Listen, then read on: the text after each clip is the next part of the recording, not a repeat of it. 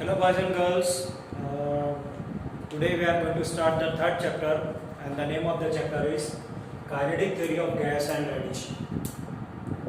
So what the topic we are going to discuss in the case of kinetic theory of gas first, and after that we are having the concept of the radiation. The very important concept, that is the assumptions of the kinetic theory of gas. Number one, gas equation. Second, pressure equation, very important equation, pressure equation that we are going to discuss here. And further, the law of equiparation of energy with respect to specific heat of gas. So this topic included in the case of kinetic theory of gas. And after that, in addition, we are having various topics. After that, we are going to discuss. Actually, this is the combination of two chapters. Number one, kinetic theory, and second one, radiation. And it is in your syllabus having as a single chapter kinetic theory of gas and radiation. So when we are going to discuss about the substance gas, you tell me some of the physical quantity recall in your mind or not? जैसे ही word आता है gas, आपके mind में कोई physical quantity आती है? कौन कौन सी आती है? Very good. So when we are going to discuss about the gas, so we are having certain physical quantity, that is nothing but pressure, volume, temperature, mole of substance. What is one? So actually, what are these physical quantity? No, not pressure, volume, temperature, number of mole. These are nothing but a physical quantity. But these are called as parameters of the gas, coordinate of gas. Coordinate बोलते किसको है? We are going to say, sir, x, y, z are the coordinate. Okay. If you are having one-dimensional body, if you are having two-dimensional body, if you are having three-dimensional body, so with respect to body, we are having different coordinate. जैसे जैसे body के dimension बढ़ेंगे उसके coordinate बढ़ेंगे. तो pressure, volume, temperature and number of mole, these are nothing but the coordinate of the gas. Means by using pressure, volume, temperature and number of mole, you can describe the gas completely. अभी जैसे for example, if I am having the coordinate x, y and z, okay, x, y and z, and if I am having one dimensional body only, so description will be very small. Length, अभी length x भी बता सकता है. ये line को अगर ऐसे बना दिया तो ये इसकी लेंथ y मुझे बताएगा. अगर ये लाइन को मैं ऐसे नहीं, अगर ऐसे बना दूं तो इसकी लेंथ मुझे z बताएगा. But one dimension, only one description. But if we are having the two dimension, just see this one. So various description है. आपको लेंथ भी बताएगा ये, आपको ब्रेथ भी बताएगा ये. लेंथ और ब्रेथ आने के बाद एरिया भी आ जाएगा आपका. सो जैसे जैसे डायमेंशन बढ़ते हैं वैसे से डिस्क्रिप्शन बढ़ता है. So naturally if you want to describe the gas, अभी गैस को क्या डिस्क्राइब करने का, गैस में क्या डिस्क्राइब करने का, about its energy. So if you want to describe the energy of the gas being system, so you are in need of such physical quantity, pressure, volume, temperature and number of moles. And recall in mind, what is ideal gas equation? Ideal gas equation is nothing but the algebraic form of this physical quantity. यानी उसने ideal gas equation ने किया क्या? ये algebraic equation है. ये algebraic equation ने किसको relate किया? Thermodynamic coordinate और gas coordinate. So recall in mind, Boyle's law. 11 में डिस्कस किया हमने. So by Boyle's law, so we are having pressure is inversely proportional to volume at constant temperature. Recall Charles' law, volume is directly proportional to temperature. Recall Gay-Lussac's law, pressure is directly proportional to temperature. So actually in all these gas law, we are having the relation between any two coordinate gas coordinate. चार में से कोई भी दो, तो फिर अब दो के साथ क्या करेंगे आप? If I have the relation between P and V, बाकी के दो क्या करना पड़ेगा? Constant. If I am having V and T, बाकी के दो constant. If I am having P and T, बाकी के दो constant. If we are going to combine these two, V directly to T, P directly to T. So what are you having? P V directly to T. Right? So from this you can say PV by T equal to what? Constant. So You can say P1 V1 by T1 always equal to P2 V2 by P2. You can say like this. And if you are going to remove this directly equation, PV direct to T, so naturally some constant quantity you have to introduce. So just see what you are getting. If PV you are going to apply equal here. So what done? Constant quantity, that is capital R, and this is so called ideal gas constant and T. So just see, this is nothing but your ideal gas equation PV equal to T for 1 mole. But if you are going to consider number of mole, so you can write PV equal to what? nRT. You are going to say that PV equal to nRT, this is nothing but the ideal gas equation. क्या है ये PV equal to nRT? Actually क्या है? It is a combination of the laws, Boyle's law, Charles law, Gay-Lussac's law. और फिर हम reverse भी बोल सकते हैं कि by using PV equal to nRT we are going to construct the laws. Reverse करके भी बोल सकते हैं. तो अगर आपके पास लॉस है, इनको मैनेज करके आपने ये बनाया, या आपके पास ये है तो यहां से आपने लॉस बनाया. What is n? Number of mole. So number of mole can be given by two formulas. See, capital M by MO. Number of mole equal to capital M by MO. What is capital M? Calcium आपने पढ़ा है, mass of gas है ये. And what is MO? Molar mass of gas. Mass of gas and molar mass having difference. What is the difference? Molar mass में unit नहीं होती. जैसे hydrogen का मोलार मास 1, हाइड्रोजन गैस का 2 के साथ क्या? ऑक्सीजन का 16, O2 का 32, क्या? तो मोलार मास है ना. But when you are going to measure the gas, measure करो गैस को, ग्राम, किलोग्राम ऐसे लगाओगे ना, इस ये किसमें आएगा? आइदर ग्राम और किलोग्राम. बड़ी प्योर नंबर है, बड़ी प्योर नंबर है. तो याद रखो, if capital M is in gram, so your N should be in mole.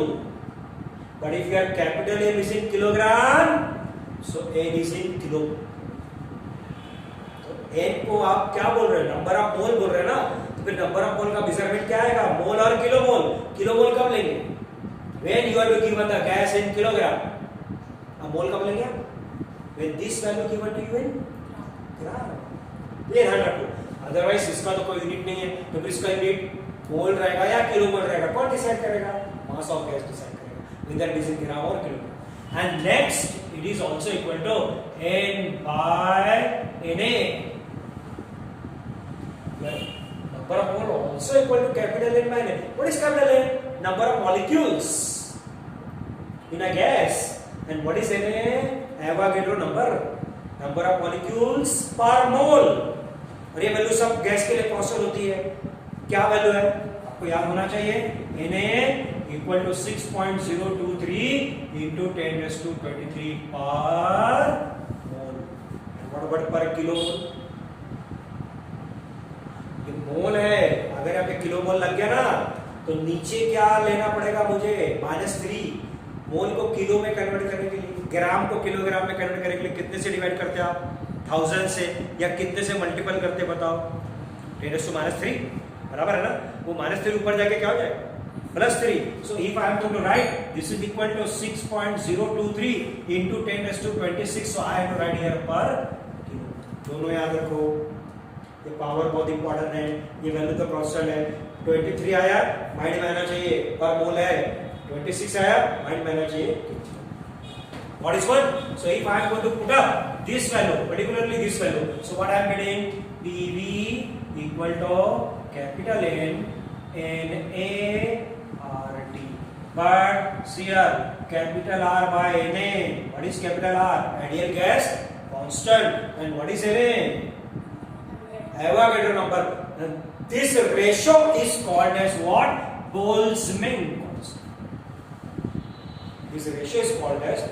तो बहुत सारे कांस्टेंट के साथ आपको डील करना है गैस में.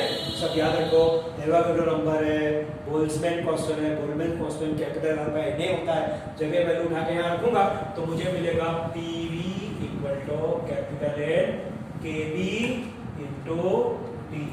ये फार्मूला आपको लगेगा आगे जब हम law of equipartition of energy, equipartition of energy gas का इसको डिस्कस करेंगे तो ये टर्म में मुझे लगेगा।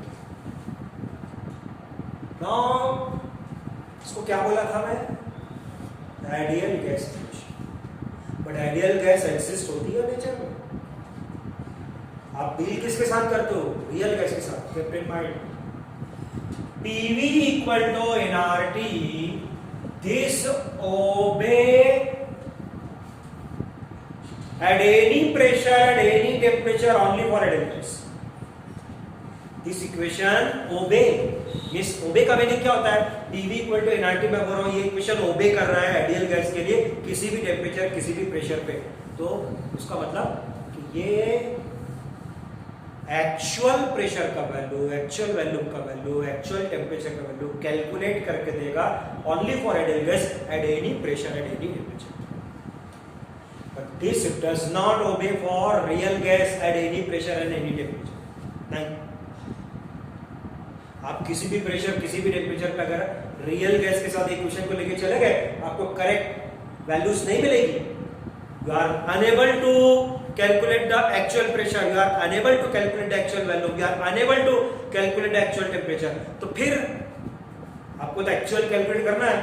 so kept in mind PV equal to nRT, this obey for real gas only in two condition, at low pressure and high temperature।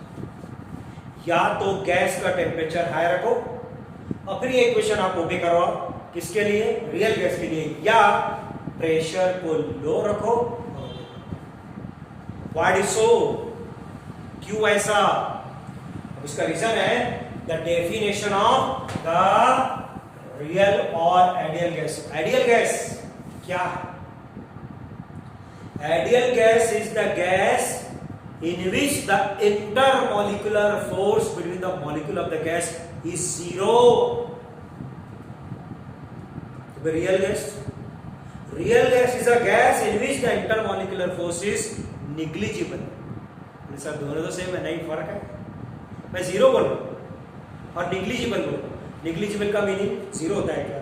कि very small होता है। इस है इसका मतलब कुछ ना कुछ है। बट जब आप मॉलिक्यूल को दूर लेके जाते हो ना, दूर और दूर और दूर और दूर और दूर, क्या होता है? इंटरमॉलिक्यूलर फोर्स वीक होते जाएगा ना बेटा। तो फिर एक पर्टिकुलर डिस्टेंस पे चला गया जहां पे इंटरमॉलिक्यूलर फोर्स अगर आपका जीरो हो रहा है, मींस आपका रियल गैस किसके जैसा बिहेव करने लगेगा? Ideal gas. बट ये मॉलिक्यूल को दूर ले आने के लिए अभी आपने कंडीशन को अगर देखा है, मैंने यहाँ पे लिखा था, इसके लिए कंडीशन है कि आपका रियल गैस नियर टू क्या आ जाए? Ideal gas. तो फिर आपका PV इक्वल टू nRT क्या करने लगेगा? ओबे करने लगेगा। बट उसके लिए क्या करना पड़ेगा? Molecules far away. चलो प्रेशर मैंने कम किया गैस का। जब गैस का प्रेशर कम करते तो वॉल्यूम बढ़ता है ना। वॉल्यूम बढ़ने का meaning molecules get apart. Molecule get apart means intermolecular force get decrease. तो एक्चुअली प्रेशर लो करके कर क्या रहा है? वॉल्यूम बढ़ा रहा है। वॉल्यूम बढ़ा के कर क्या रहा है? मॉलिक्यूल को दूर कर रहे हैं। मॉलिक्यूल को दूर करके कर क्या रहे हैं आप? इंटरमॉलिक्यूलर फोर्स को वीक कर रहे हैं। इंटरमॉलिक्यूलर फोर्स वीक करके करना क्या है? Near approach to ideal gas. ताकि हमको क्या ओबे करवाना है? PV इक्वल टू nRT, ये इक्वेशन को ओबे करना। What is point? अच्छा चलो हाई टेम्परेचर, दूसरा कंडीशन था ना हाई टेम्परेचर। हाई टेम्परेचर पे गैस का टेम्परेचर बढ़ाते तो होता क्या? एक्सपांशन। वही केस हो गया। When you are going to increase the temperature, then what happens? Where gas get expand. Gas अगर एक्सपांड हो रहा है तो मॉलिक्यूल नियर आएंगे या दूर जाएंगे? दूर जाएंगे। दूर जाएंगे तो इंटरमॉलिक्यूलर फोर्स क्या होगा? वीक होगा। Not that time your gas is obeying near to। फिर आप PV इक्वल टू nRT पे क्या कर सकते हो? ये दो कंडीशन है। आपको दोनों में से जो भी अवेलेबल है आप रियल गैस पे अप्लाई करो। आप ये PV इक्वल टू nRT ये इक्वेशन ओपन करवा सकते हो। So see, listen, some distinguishing point between ideal gas and real gas. Number one, अभी जो बोला वही उसको रिपीट करते हैं। Intermolecular force in the case of ideal gas is, और आपके रियल गैस में जीरो नहीं होता है, नेग्लिजिबल होता है।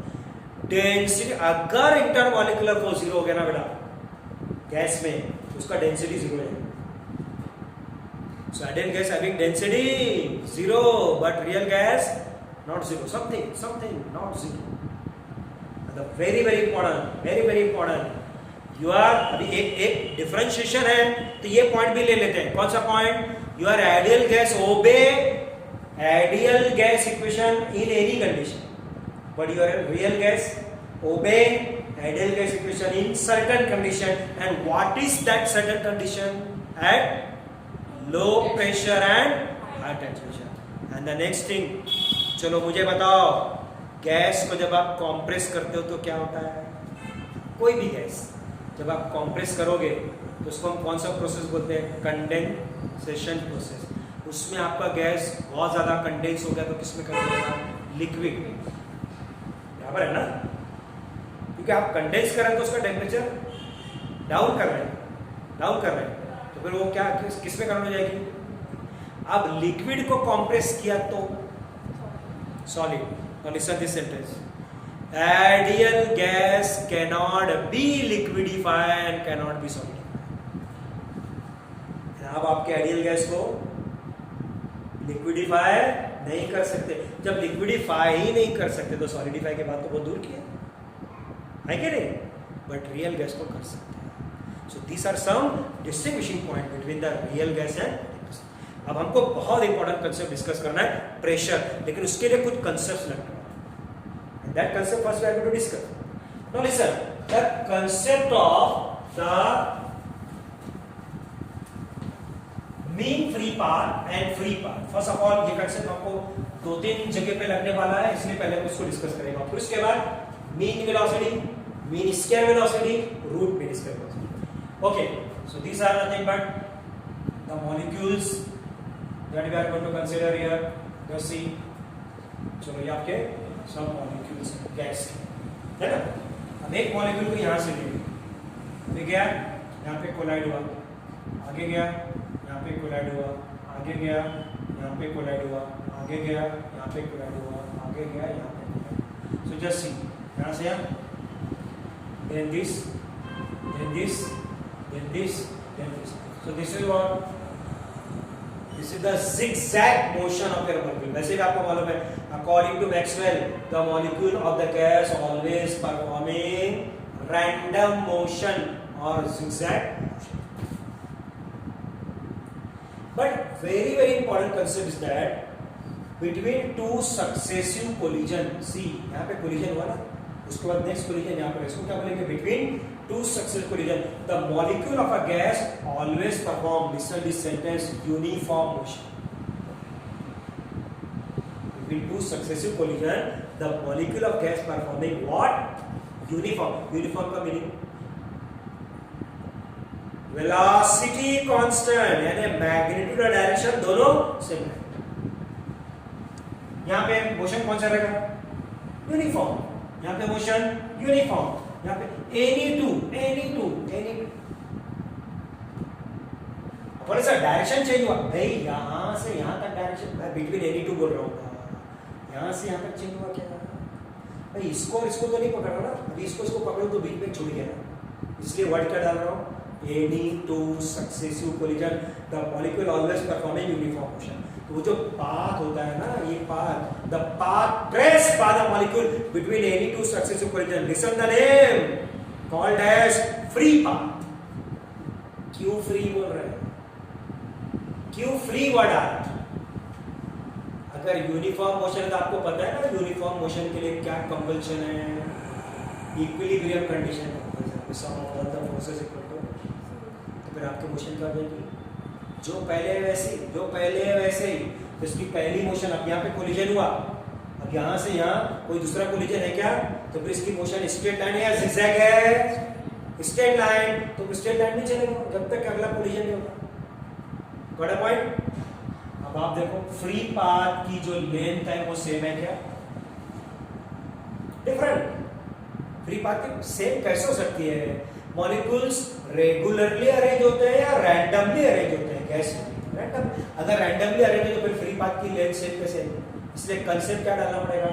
Mean free path. तो आप क्या करो, 10 कोलिजन पकड़ो, उनकी लेंथ, जैसे ये एक लेंथ हो गया, ये सपोज आपका 10 सेंटीमीटर है, ये आपका 5 सेंटीमीटर है, ये आपका 15 सेंटीमीटर है, ये आपका 8 सेंटीमीटर है. सो बिटवीन 10 से 15, 100 कोलिजन, 1000 कोलिजन, एनी कोलिजन, ये सब पाथ को क्या करेंगे हम ऐड करेंगे और कितने से डिवाइड करेंगे, जितने कोलिजन आपने पकड़े। So that is called what, mean free path. उसको क्या बोलेंगे, mean free path. So I am going to write here mean free path. Okay, so mean free path कैसे आएगा? Mean free path total distance covered by the molecule, total distance covered by the molecule during n successive collision divided by number of collision. यानी ये हो जाएगा आपका, इसको divide करते हैं किससे, लैम्बडा से। This is equal to s by n, this is equal to s by n। तो ये है, बट मुझे नहीं लगता कि ये फॉर्मूले से आप किसी भी गैस का मीन फ्री पाथ निकाल सकते हो। किसी को गैस दिखती है तो उसका मॉलिक्यूल क्या डिस्टेंस का फॉर्मूला समझ में आएगा। एक ही कंडीशन में हाई पावर माइक्रोस्कोप लेके बैठो तो उसमें भी आप प्रॉपरली नहीं कर सकते। तो उसका एक फार्मूला हमने यहाँ पे ऑप्टेन का फार्मूला आपके सिलेबस में डायरेक्ट है, उसका कोई डेरिवेशन नहीं है। I am going to write here the lambda equal to 1/√2 pi d square rho. जो d दिख रहा है ना, ये साइज ऑफ मॉलिक्यूल है, डायमीटर ऑफ मॉलिक्यूल आप उसको बोल सकते हैं। ओके भाई, आपके मॉलिक्यूल की शेप सेम, सब मॉलिक्यूल का शेप कैसा है, स्फीयर, बट सब मॉलिक्यूल का साइज सेम है क्या? What about the size of hydrogen and oxygen? Oxygen में एक इलेक्ट्रॉन है और ऑक्सीजन में आपके बहुत सारे इलेक्ट्रॉन, तो फिर साइज में सेम कैसे होंगे? क्वेश्चन ही नहीं है। तो ये डिफरेंट हो सकता है। एंड रो डेंसिटी, अगर साइज आपकी सेम नहीं है, डेंसिटी भी गैसेस की सेम डिफरेंट होती है। So here rho is what, n by v, number of molecule by volume. ये पुट कर दो। So lambda equal to 1/√2 pi d square n by v। अगर एक कंटेनर है, उसमें आप ऑक्सीजन ले रहे हो, उसमें आप हाइड्रोजन ले रहे हो, उसमें आप नाइट्रोजन ले रहे हो, तो फिर वॉल्यूम तो सेम हो गया ना, क्योंकि आप कंटेनर चेंज नहीं कर रहे हैं। तो फिर डिफरेंट क्या हो रहा है बेटा? This one and this, this one and this. तो फिर क्या रिलेशन आ रही है मीन फ्री पाथ की, बताओ? मोर द मॉलिक्यूल, क्वेश्चन ही नहीं है। जितने ज्यादा मॉलिक्यूल रहेंगे ये डिस्टेंस कम हो जाएगा कि नहीं, क्योंकि मॉलिक्यूल नियर आ जाएंगे ना, ज्यादा रहेंगे तो मॉलिक्यूल नियर आ जाएंगे। अरे molecule get near, so mean free path get reduced. If free path get reduced, then mean free path also get reduced. Means your mean free path depends upon number of molecule kept. वो भी कैसा? Inverse. And what about the size? वो भी division में है, वो भी division में है। More the size, less the mean free path. Less the size. तो अगर आप हाइड्रोजन और ऑक्सीजन का कंपेयर करें तो फिर बता सकते हो सेम मॉलिक्यूल पकड़ते हैं, चलो इसके भी 100 मॉलिक्यूल, इसके भी 100 मॉलिक्यूल, बट एक वैल्यू में आपने दिया, नंबर ऑफ मॉलिक्यूल्स आप अलग नहीं कर रहे हो, but size of molecule different हो गया। तो किसका मीन फ्री पाथ बेटर रहेगा, किसका कम रहेगा? हाइड्रोजन का साइज छोटा है एज कंपेयर टू ऑक्सीजन, उसका मीन फ्री पाथ। एक बात याद रखो, mean free path decided the degree of freedom. आपके मॉलिक्यूल्स जो होते हैं ना, वो अलग अलग टाइप के मोशन परफॉर्म करते हैं। सिंपल एग्जांपल है आपका, अगर मैं वाटर मॉलिक्यूल की बात करूं और वाटर मॉलिक्यूल को मैं अगर आइस के फॉर्म में कन्वर्ट कर दूं, फिर कौन सी मोशन परफॉर्म करेगा आपका molecule? Only one, that is vibrating, इधर उधर घूमेगा। आइस सॉलिड है ना, सॉलिड में मॉलिक्यूल कॉम्पैक्ट फॉर्म में रहते हैं या रैंडम मोशन में रहते हैं? Compact form. मॉलिक्यूल H2O है, बट वो एक ही मोशन परफॉर्म है, उसका डिग्री ऑफ फ्रीडम 1 है। पर उसी मॉलिक्यूल को ढाके आप वाटर में कन्वर्ट करो, चलो अब क्या चीज डिफरेंट होगी बताइए? Intermolecular force. सॉलिड में ग्रेटर, लिक्विड में स्मॉल। अब इंटरमॉलिक्यूलर फोर्स वीक हुआ तो मॉलिक्यूल अपार्ट हुए कि नहीं? मॉलिक्यूल अपार्ट हुए तो क्या बढ़ा? मीन फ्री पाथ बढ़ा ना। तो अभी आप देखो आपका मॉलिक्यूल, ये तो बेसिक मोशन, उसके बाद ऐसा ऐसा घूमने भी। अब वही मॉलिक्यूल को ढाके वेपर में कन्वर्ट करो, चलो सेपरेशन बढ़ेगा, सेपरेशन बढ़ा दो डिग्री ऑफ फ्रीडम ये आपका मीन फ्री पाथ क्या हो गया, बढ़ गया, उसके मोशन पड़ेगा। अब आपका मॉलिक्यूल ऐसा घूमेगा तो रोटेशनल मोशन भी परफॉर्म करेगा। तो आपका मॉलिक्यूल रोटेशनल मोशन सॉलिड में तो नहीं कर रहा था, रैंडम मोशन सॉलिड में तो नहीं कर रहा था, मॉलिक्यूल वही था H2O। So this mean free path decided degree of freedom. जितना बड़ा मीन फ्री पाथ रहेगा उतने ज्यादा मोशंस आपको मॉलिक्यूल में देखने को, उतना डिफिकल्ट उसका एनर्जी का कैलकुलेशन है। ये कंसेप्ट है। So it is clear up to this.